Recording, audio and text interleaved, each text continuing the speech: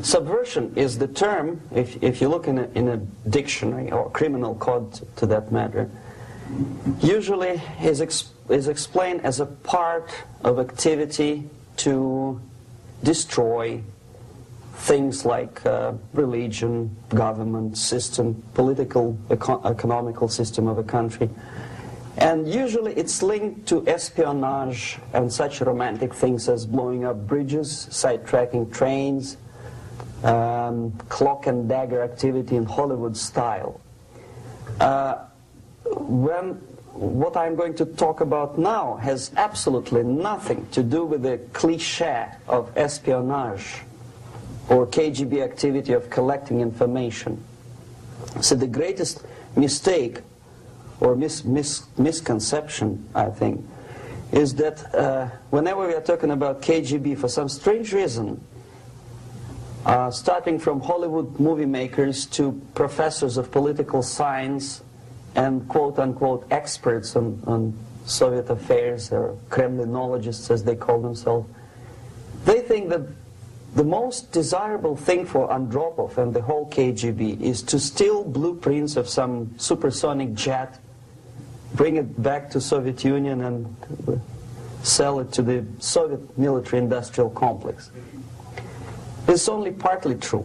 If we take the whole time, money, and manpower that the Soviet Union and KGB in particular spends outside of USSR border, we will discover, of course there are no official statistics unlike with CIA or FBI, that the espionage as such occupies only 10 to 15% of money, time, and manpower. 15% of the activity of KGB.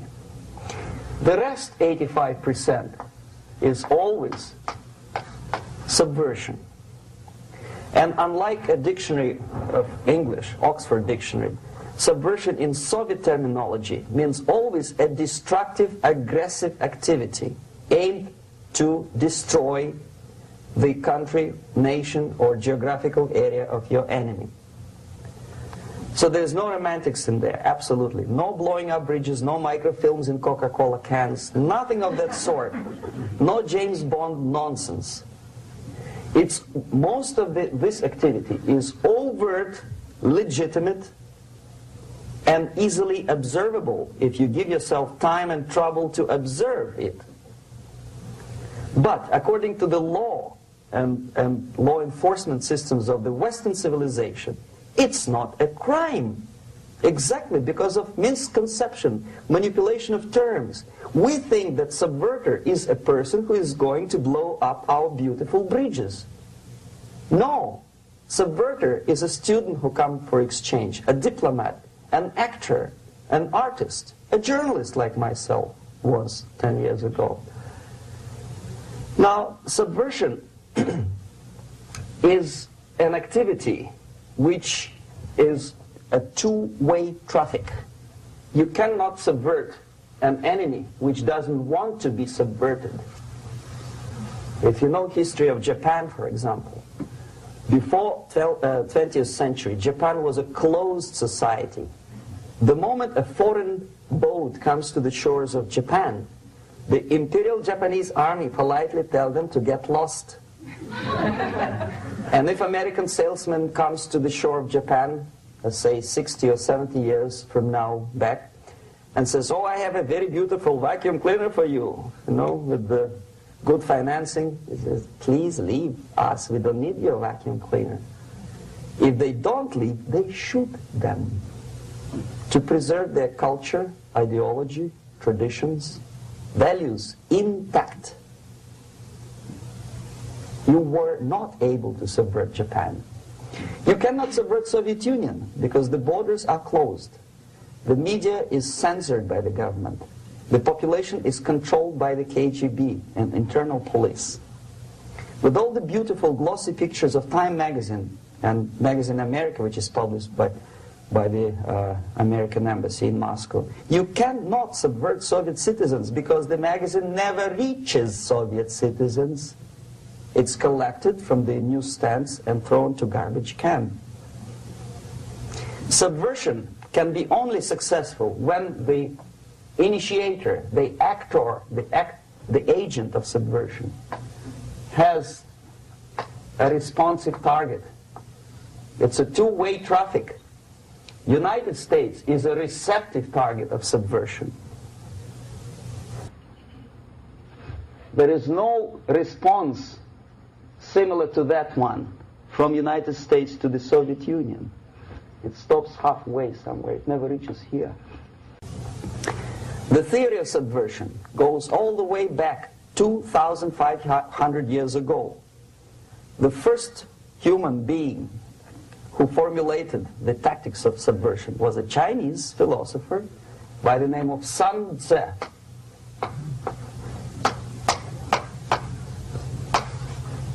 2,500 years BC. He was an advisor for several imperial courts in ancient China.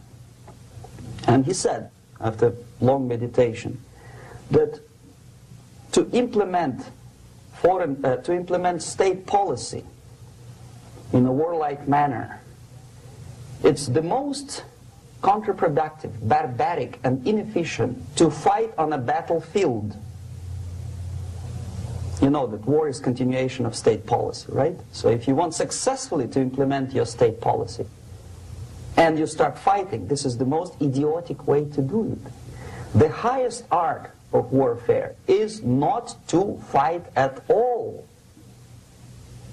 but to subvert anything of value in the country of your enemy, until such time that the perception of reality of your enemy is screwed up to such an extent that he does not perceive you as an enemy, and that your system, your civilization, and your ambitions look to your enemy as an alternative, if not desirable, then at least feasible.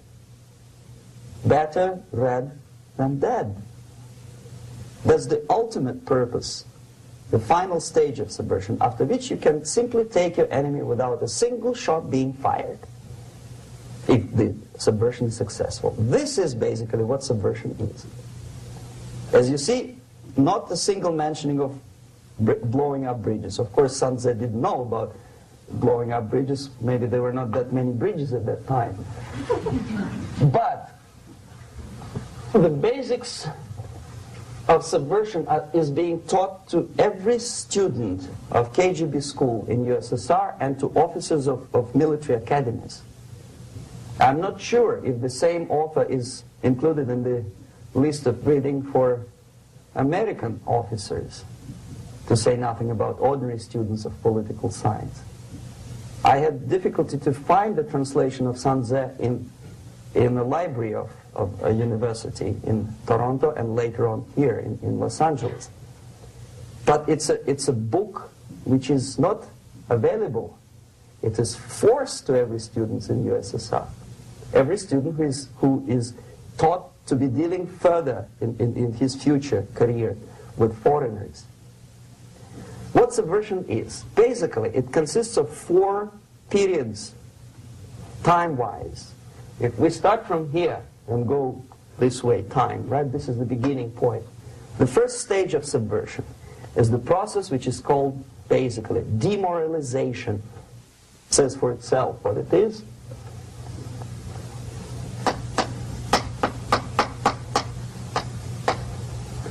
It takes from, say, 15 to 20 years to demoralize a society. Why 15 or 20 years? This is the time sufficient to educate one generation of students or children. One generation. One lifetime span of a person, a human being, which is dedicated to study, to shaping up the outlook, ideology, personality. No more, no less. Usually it takes from 15 to 20 years. What it includes? It includes influencing, or by various methods, infiltration, propaganda methods, direct contacts, doesn't really matter. I will describe them later. Of various areas where public opinion is formulated or shaped. Religion, educational system, social life, administration, law enforcement system, military, of course, and labor and employer relations, economy. Okay? 5 areas. I will not write them down because we will not have enough space. Sometimes when I describe all the methods, students ask me question, are you sure this is the result of the Soviet influence? Not necessarily. You see, the tactic of subversion, about which I'm talking, is similar to the martial art, the Japanese martial art. If some of you are familiar with that tactic, probably you will remember that if an enemy is bigger and heavier than yourself, it would be very painful to resist his direct strike. If a heavier person wants to strike me in the face, it would be very naive and counterproductive to stop his blow. The Chinese and Japanese judo art tells us what to do. First to avoid the strike, then to grab the fist and continue his movement in the direction where it was before, right? Until the enemy crashes in the wall. You see? So, what happens here? The target country obviously does something wrong. If it's a free democratic society, there are many different movements within the society. There are obviously, in every society, there are people who are against this society. They may be simple criminals, ideologically in disagreement with the state policy, conscientious enemies, simply psychotic personalities who are against anything. Right? And finally, there are a small group of agents of a foreign nation, bought, subverted, recruited. Right? The moment all these movements will be directed in one direction, right? This is the time to catch that movement and to continue it until the movement forces the whole society into collapse, into crisis, right? So that's exactly the martial art tactic. We don't stop an enemy. We let him go. We help him to go in the direction we want them to go. Okay? So, on the stage of demoralization, obviously there are tendencies in each society, in each country, which are going to opposite direction from the basic moral values and principles. To take advantage of these movements, to capitalize on them, is the main purpose of the originator of subversion. So we have religion, we have education, we have social life, we have power structure, we have labor relations, unions, and finally we have law and order. 1, 2, 3, 4, 5, 6. Okay? These are the areas of application of subversion. What it means exactly? In case of religion, destroy it, ridicule it, replace it with various sects, cults, which bring people's attention, faith, whether it is naive, primitive, doesn't really matter. As long as the basically accepted religious dogma is being slowly eroded and taken away from the supreme purpose of religion, to keep people in touch with the supreme being, that serves the purpose. Therefore, replace it, accepted, respected religious organizations with fake organizations. Distract people's attention from the real faith and attract them to various different faiths. Education. Distract them from learning something which is constructive, pragmatic, efficient. Instead of mathematics, physics, foreign languages, chemistry, teach them history of urban warfare, natural food, home economy, your sexuality, anything, as long as it takes you away, okay, Social life. Replace traditionally established institutions and organizations with fake organizations. Take away the initiative from people. Take away the responsibility from naturally established links between individuals, group of individuals, and society at large, and replace them with artificially, bureaucratically controlled bodies. Instead of social life and friendship between neighbors, establish social workers institutions. People who are on payroll of whom? Society? No. Bureaucracy. The main concern of social workers is not your family, not you, not social relations between groups of people. The main concern is to get the paycheck from the government. What will be the result of their social work doesn't really matter. They can develop all kind of concepts to show to the government and to the people that they're useful. Okay, away from the natural links. Power structure.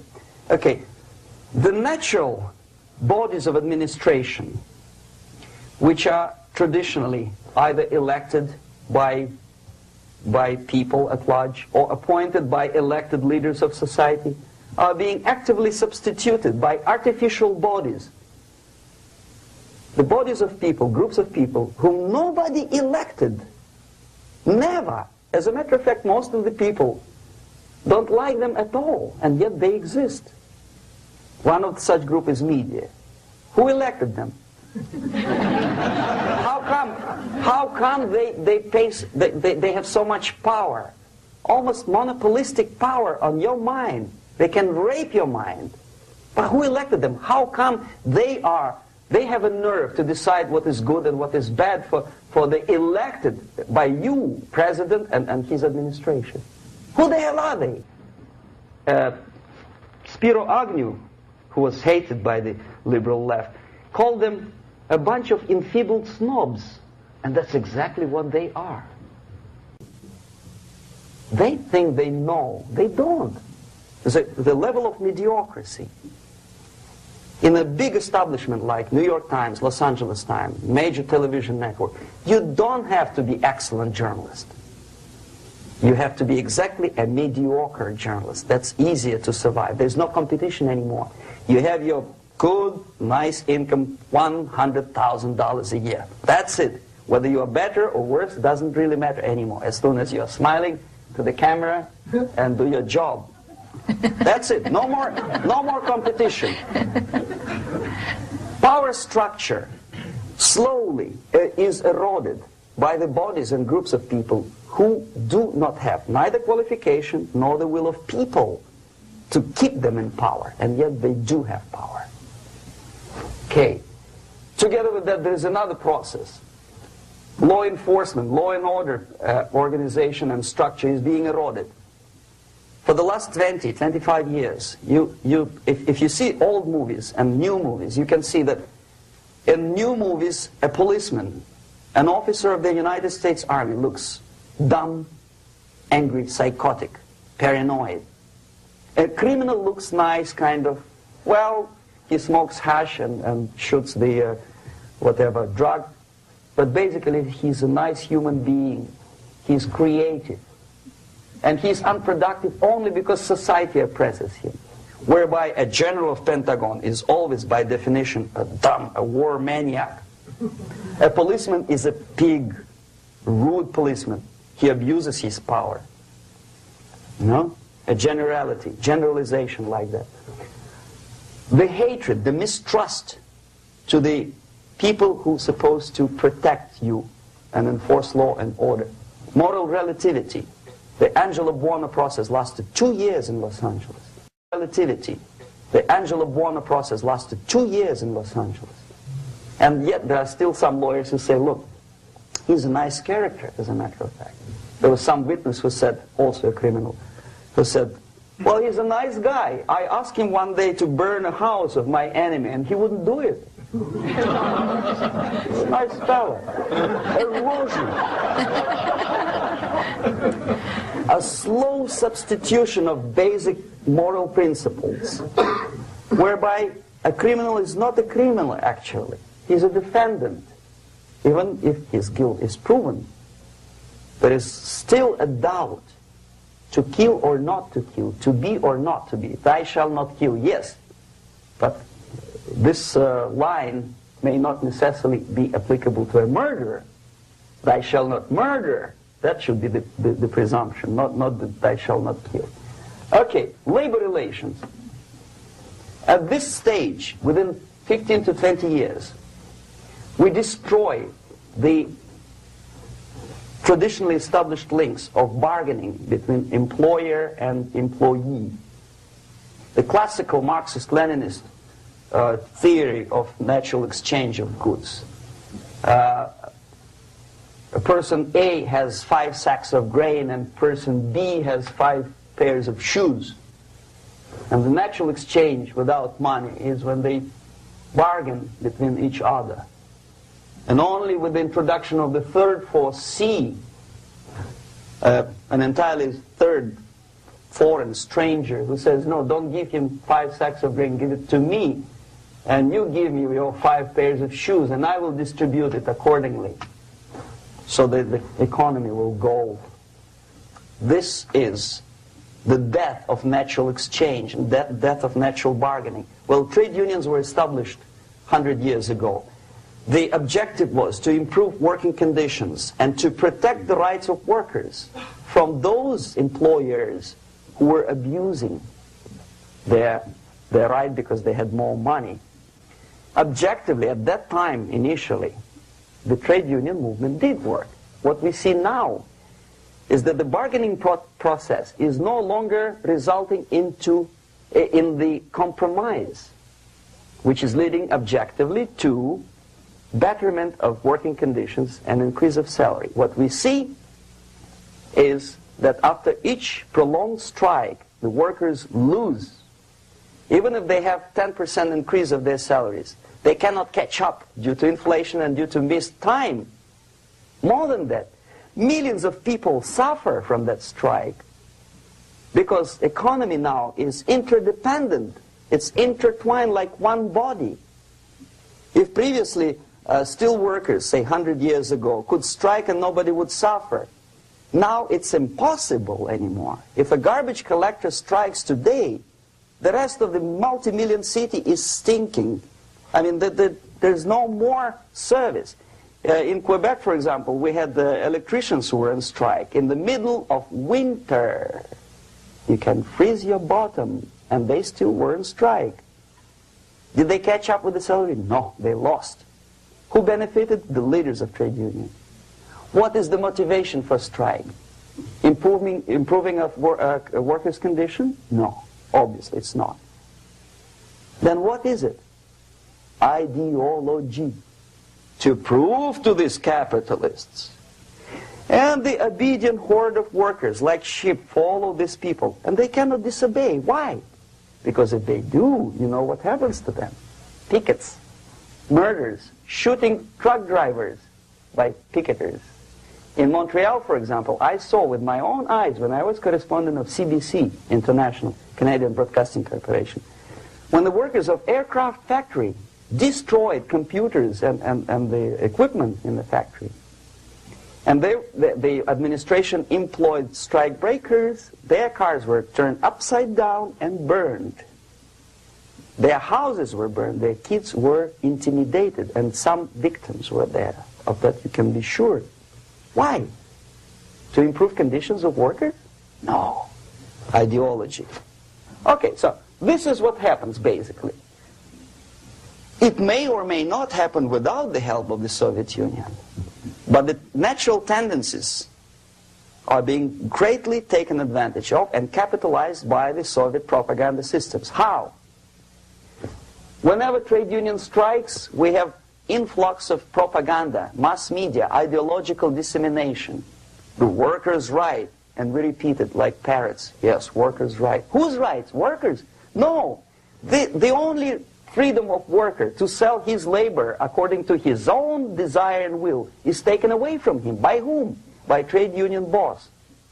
Unlimited power is given. Responsibility. I want to sell my labor not for $2.50 an hour, but for $2. I don't have right. My freedom is denied to me. I know that if I sell my work for $2 an hour, not for $3 an hour, I will compete better with the other guy who is lazy and more greedy. I don't need $3. I need only $2. No, I was made to believe by media, by business, by advertising agencies that I need more and more and more. Have you ever heard any advertising on TV to consume less? No. No way. Whether you need a six-cylinder car or not, you have to buy it. And hurry up. When I was driving here on the local radio station, an excited announcer said, "You hurry up, rush and save, save, save. There is a pantyhose sale." Save by buying more. See? Of course. It would be too naive to expect that KGB makes that advertising agency to do such a crazy commercial. No, of course not. But what we did when I was working for Novosti Press, we would snow plow editorial offices, student organizations, religious groups with literature of class struggle.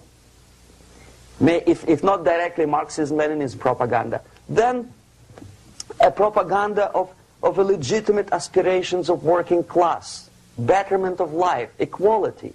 Equality, mind you.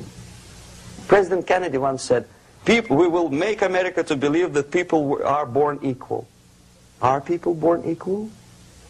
Is there any mentioning in the Bible or any other holy scripture in any religion, if you don't believe me, go to the library and check it, there is not a single word about equality. Just the opposite. By your deeds, God will judge you. What you do is important. The merit of your personality. You cannot legislate equality. If you want to be equal, you have to be equal. You have to deserve it. And yet we build our society on the principle of equality. We say people are equal. We know it is false. It's a lie. Some people are tall and stupid. Others are short, bold, and clever.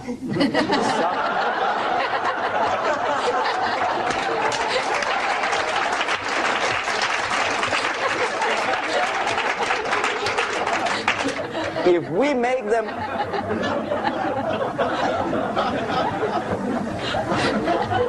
make them equal by force, if we put the principle of equality in the basis of our socio-political structure, it's the same thing as building a house on sand.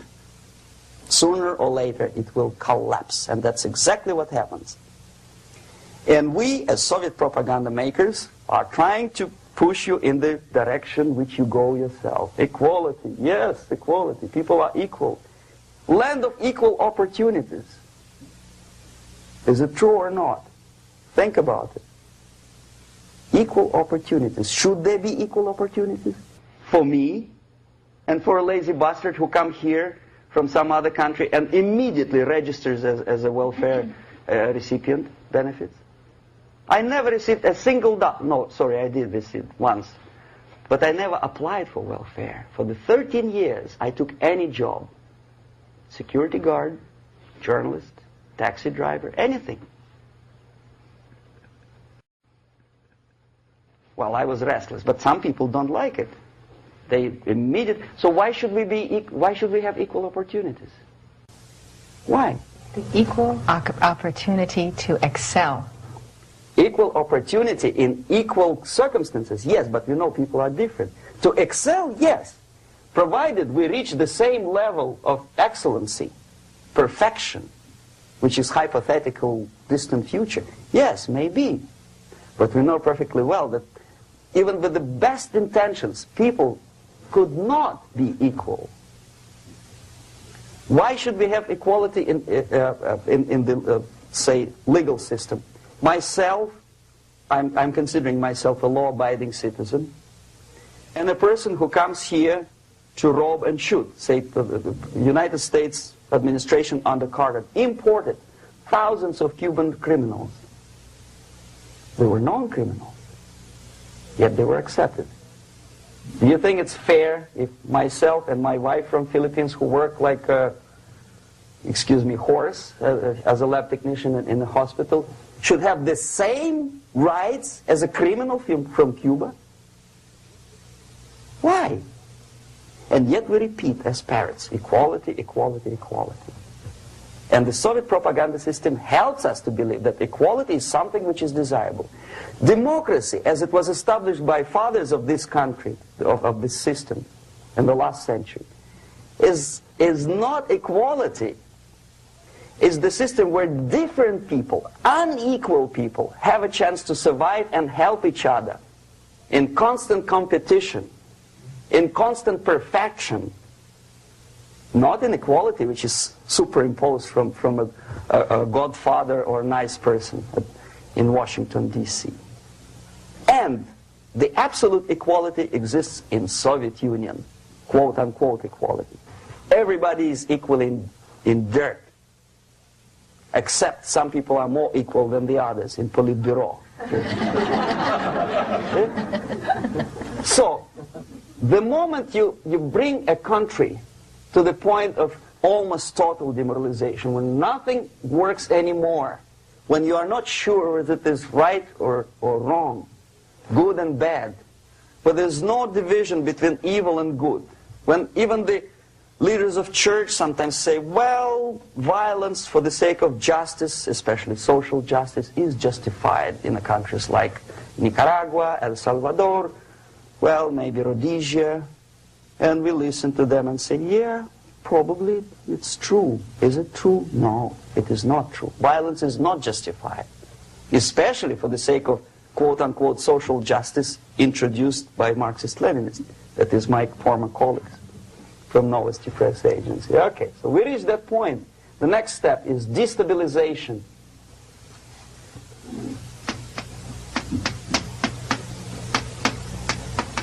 Again, this word says for itself what it is. To destabilize all the relations, all the accepted institutions and organizations in a country of your enemy. How you do it? You don't have to send a battalion of KGB agents to blow up bridges. No. You let them do it themselves. The area of application is, again, it's narrower now. Not like the previous case. The overt legitimate actions of the KGB in this case would be hardly noticeable. There is no crime if a professor who recently went to USSR introduces a course of Marxism-Leninism in a Californian college, for example. Nobody is going to come to his doorstep and say, okay, mister, come, you are under arrest. No, it's not a crime. It's not even considered a moral crime against your country. So the area of application here is narrowing down to economy, again labor relations, right? To law and order, plus military. And economy, law and order. Yes, and again the media, but wider scope, little bit different. I'll explain it later. Okay, basically 3 areas. Economy. The radicalization of bargaining process. If on that stage we still could achieve, theoretically, some positive compromise between the negotiating sides with say, the arbitrary introduction of arbitrary judges, a third side, objectively judging the demands of both sides. Here it's radicalization. On the stage of destabilization, we cannot come to compromise even within a family. The husband and wife couldn't figure out which is better. Husband wants his kids to eat at the table, and wife wants a child to roam around the room and drop food all over the floor. They cannot come to compromise unless they start a fight. It's impossible to reach a compromise, constructive compromise, between neighbors. Some people say, I don't like you to watering your lawn at that time because exactly at that time I'm walking my dog and he's getting nervous. He cannot pass his bowels, you know. So they cannot compromise. They go to a civil court or something like that. radicalization of human relations. No more compromise. Fight, fight, fight. The normal, traditionally accepted relations are destabilized. The relations between teachers and students in schools and colleges. Fight. The relations between, in economical sphere, between laborers and employers are further radicalized. No more acceptance of the legitimacy of demands of workers. Unlike Japanese, with the theory Z, if you ever heard about it, where the workers are involved in the decision-making process, therefore they don't have moral incentive to fight their bosses. In the United States, it's just the opposite. The harder is the fight, the better. The more heroic they look. When the Greyhound network was on strike recently, the correspondents of local TV networks all over the United States were approaching the strikers, and they say, oh yes, we are doing something nice. They look like heroes, and they were proud. There was some family, the husband was bus driver. Now they decided in a protest against the bosses to camp somewhere in the forest. And they were presented to the audience as a heroic, nice people. You see? The violent clashes between passengers, picketers, and the strikers are presented as something normal. 10, 15, 20 years ago, we would be angry, say, why so much hatred? Today we are not. We say, well, commonplace. Radicalization, militarization sometimes. As I explained on that stage, I took a step a little bit further. Shooting people. Okay, law and order now also is pushed into the area where previously people settled their differences peacefully and legitimately. Now we are getting, with this court cases, in the smallest irrelevant cases, we cannot solve our problems anymore. The society at large becomes more and more antagonistic between individuals, between groups of individuals, and the society at large. The media puts himself in the opposition to the society in general, at large. Separate, alienated. Okay? On that stage, you remember I was talking a couple of hours ago about the sleepers. That's when the students from, say, United States, if they are trained in Lumumba University, or developing nations, that's the students I was dealing with, are being sent back from the Soviet Union here. Or if they were already in the United States, in the country which is the object of subversion, they spring to action. The sleepers go up.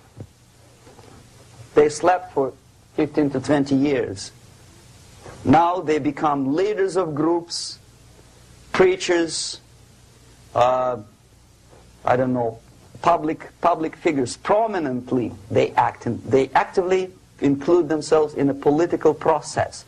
All of a sudden we see a homosexual.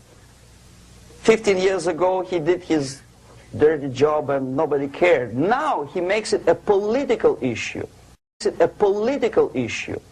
He demands recognition, respect, human rights, and he rallies a large group of people.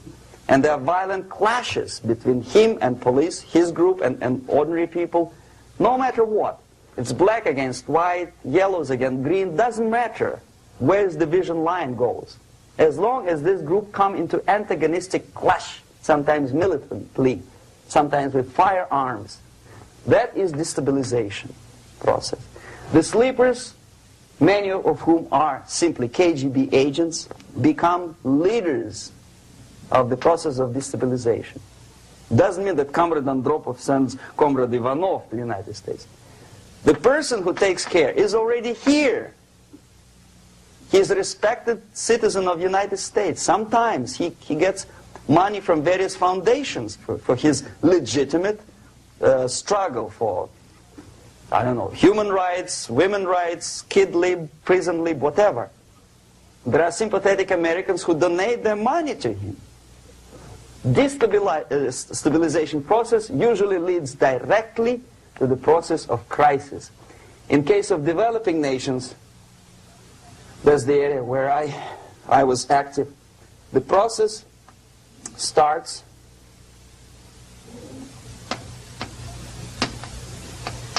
when the legitimate bodies of power, the social structure collapse. It cannot function anymore.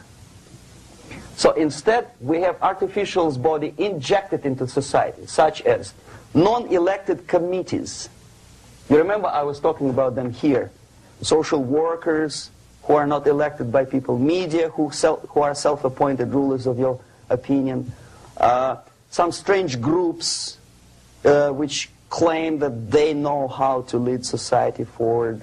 They don't usually. All they care is how to collect donations and sell their own concocted ideology, mixture of religion and ideology.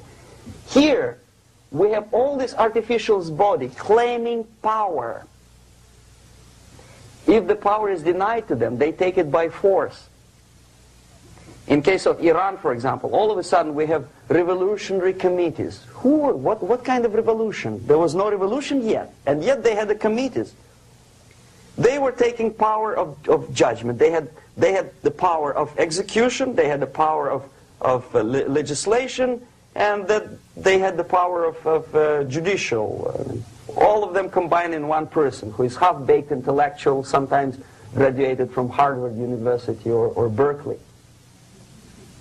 He comes back to his country and he thinks that he knows the answer to all the social, economical problems. Okay? Crisis is when society cannot function any more productively. It collapses, obviously. That's the word for crisis. So therefore, the population at large is looking for a savior. The religious groups are expecting a Messiah to come. The workers say, we have family to feed.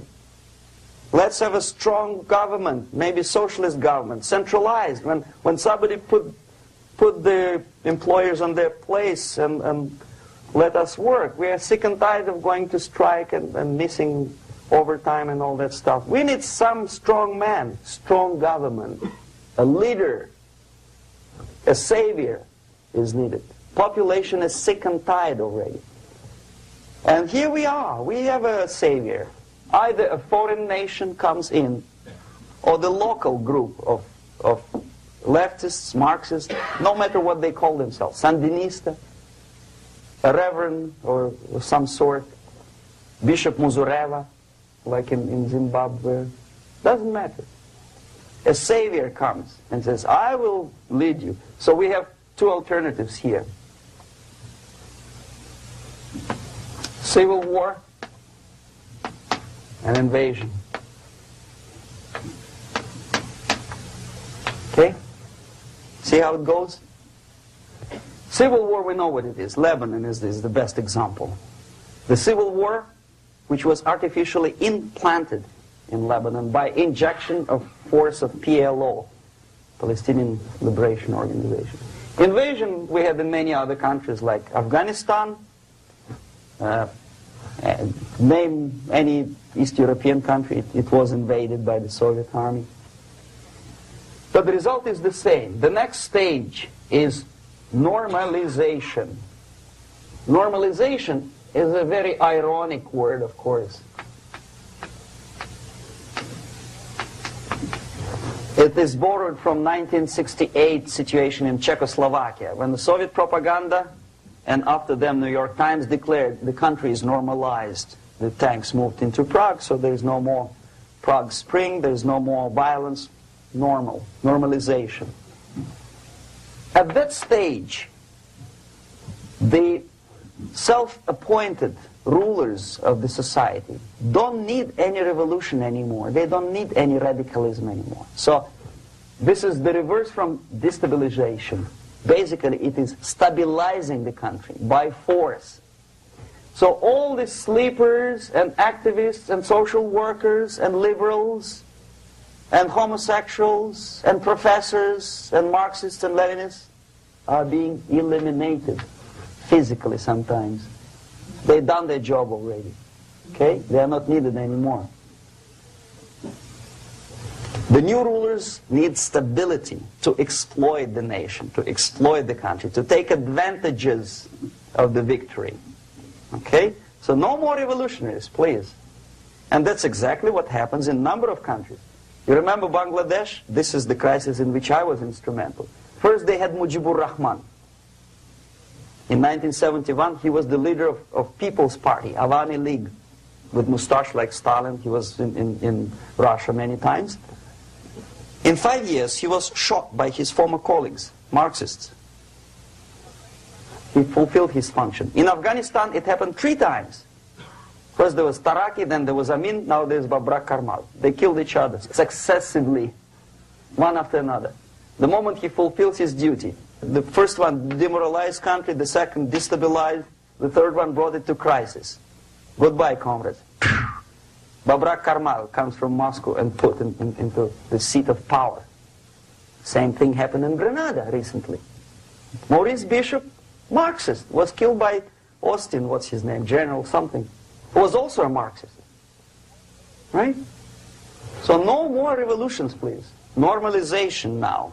From now on, no more strikes, no more homosexuals, no more women lib, no more kid lib, no more lib, period. A good, solid, democratic, proletarian freedom. That's it. Now, to reverse this process takes enormous effort.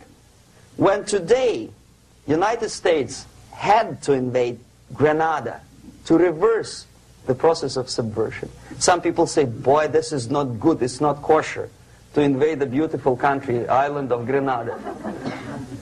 Well, why didn't you stop the process here, when Grenada was just approached by leftists? Why not to prevent Maurice Bishop to come in power in the first place? Did Grenadians want him? Very questionable. They didn't know who was Maurice Bishop in the first place. He came to power by coup d'etat himself. Okay? No, we let the situation develop further and further and further until the crisis and normalization very soon. And then the United States decided to invade country, discovering that the country was absolutely a military base for the Soviet Union. Of course it's a drastic measure. Of course it's a pity that Marine Corps had to lose, what, 17 lives. Very bad. Why not to stop the process before it comes to crisis? Oh no, intellectuals will not let you. It's interference into domestic affairs. They're very careful not to let American administration to interfere in domestic affairs of Latin American countries. They don't mind Soviet Union interfere in these affairs. Okay. So to reverse this process from here, it takes only and always military force. No other force on earth can reverse this process at this point. At this point, it does not take military invasion of the United States Army. It takes strong action, like in Chile, a CIA covert involvement to prevent the savior from outside to come into power and to stabilize country before it erupts into civil war. Country before it erupts into civil war. Okay? Support the right-wing conservative forces. By money, by crooks or love, doesn't matter. Stabilize the country. Don't let the crisis develop into civil war or invasion. Oh no, your liberals will say it's against the law. The Congress will not appropriate money for covert actions of CIA. Why not? Should we wait till the normalization come and Soviet tanks land in Los Angeles airport? Now, at that point, at the point of destabilization, also the process could be reversed. Again, easily than this. No CIA involvement at this point. You know what it takes here? Restriction of some liberties for small groups which are self-declared enemies of the society. As simple as that. Oh no, the media and liberals will tell you this is against the American Constitution. How can we by force deny the civil rights to criminals, for example. It's not good. Okay? So we allow them to... Okay, if you allow the criminals to have civil rights, go on and bring the country to the crisis. This is a bloodless way to do. Curb the rights. I mean, not to put them in prison. No, I'm not talking about putting all the gays from San Francisco in the concentration camp. Do not allow them to take political force. Do not elect them to the seats of power, whether it is municipality level, state level, or federal level. It has to be beaten in the heads of American voters that a person like that in the seats of power is an enemy. Do not be afraid of this word. It is an enemy. If he is not an enemy here, he will be here. Later on, he will be shot, of course. But at this point, he is an enemy. Okay? You are doing great service by denying him a right to capitalize on his own crazy ideas and become a powerful man, a man who uses the seat of power. Restriction of certain freedoms and permissiveness at that point would prevent sliding into crisis and probably will return the process of destabilization. To curb unlimited power, monopolistic power of trade unions, here, at that point, would save economy from collapsing. To introduce a law to stop private companies of raping public opinion's mind in the direction of consumerism. No company must have a right to force you into buying more unless you want it. There must be a law. You want to advertise your car? Okay. But not a single mentioning of buying it now and saving money. It must be against the law to force people to consume more. Self-restraint. Previously, before this process started, the self-restraint was a business of church, religion. Because our preachers, the fathers of church, would tell us, material values are good, but it's not the prime function of human being. Because you have to live with something. Obviously, the design for our life is not to consume more deodorants. There must be something greater. If such a complicated instrument as human body was created, obviously there must be some higher purpose for that. And it's very easy to avoid destabilization by denying the greedy companies one little freedom, one little liberty, forcing you into turning yourself into processors of unwanted products and goods. They turn you into machines, like the worm who there's inlet and outlet. So, and how long an average appliance lasts these days? Less than a year. Why?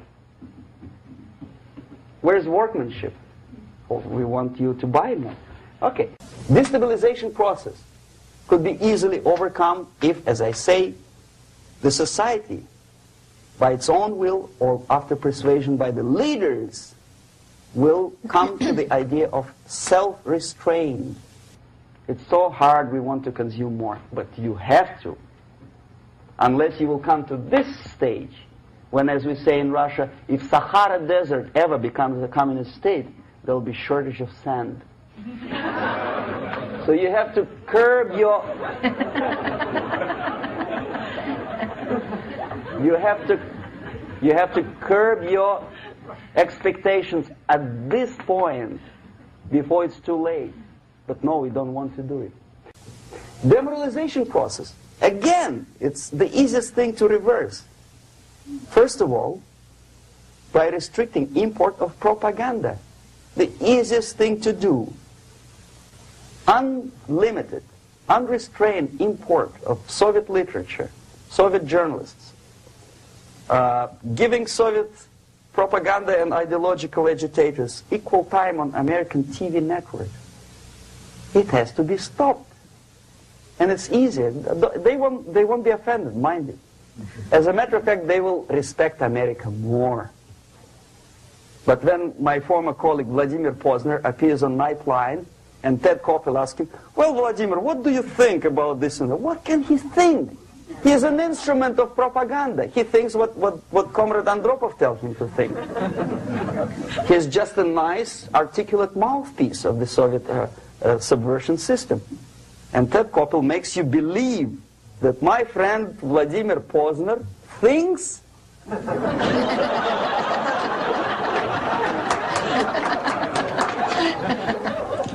the process of demoralization may not have started at all if at that point the country, which is a recipient of subversion, actively, not violently, but actively, prevents importation of foreign ideology. I don't want America to follow the pattern of ancient Japan. You don't have to shoot every foreigner when it approaches the sacred borders of the United States. But when he offers you a junk in the disguise of very shiny something, you have to tell him, no, we have our own junk.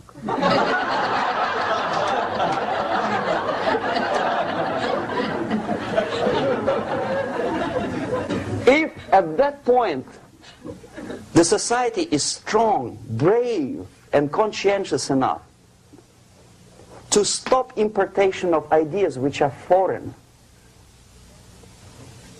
then the whole chain of events could be prevented.